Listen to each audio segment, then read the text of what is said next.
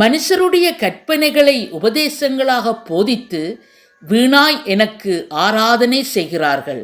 மனுஷருடைய கற்பனைகள் இன்றைக்கு மதங்கள் எல்லாம் எப்படி வந்திருக்குன்னா மனுஷனுடைய கற்பனைகள். மனிதன் நிறைய சடங்குகளை உண்டாக்கி மனிதர்களை ஏமாற்றி வைத்திருக்கிறான்.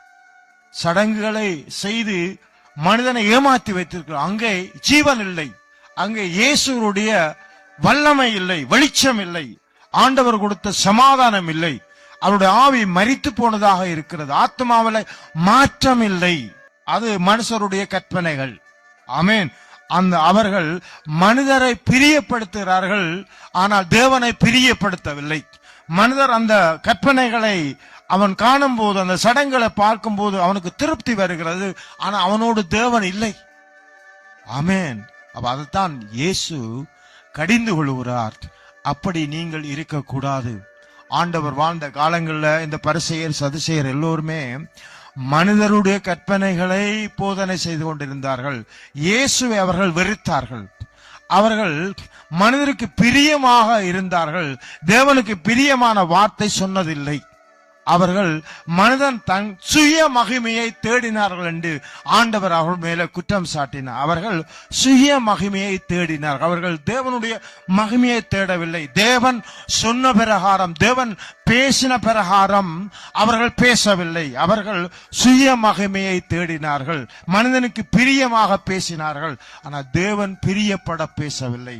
மனிதனை அவர்கள் என்ன செய்தார்கள்?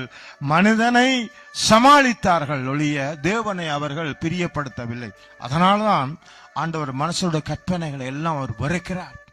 இன்றைக்கு மனிதனுக்கு பிரியமாகவும் நடக்கலாம், தேவனுக்கு பிரியமாகவும் நடக்கலாம். எப்பொழுது நாம் மனிதனுக்கு பிரியமாக நடந்தால் சுய மகிமையை நாம் தேடுகிறோம். எப்பொழுது தேவனுக்கு பிரியமாக நடக்க முற்படுவோமா இருந்தால் நாம் சில வேளையில எதிர்ப்புகளையும் சம்பாதிக்க வேண்டி வரும்.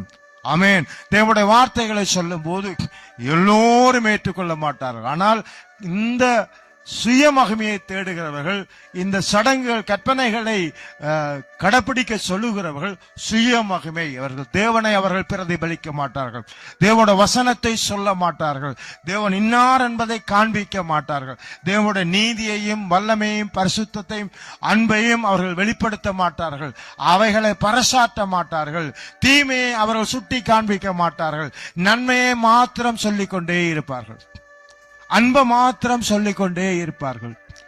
அன்பு நல்லது, நன்மையானவைகளை நல்லது, ஆனால் தீமையை தீமை என்று சொல்ல வேண்டும். ஆமென். நன்மையை நன்மை என்று சொல்ல வேண்டும், ஆனால் அன்பு மாத்திரம்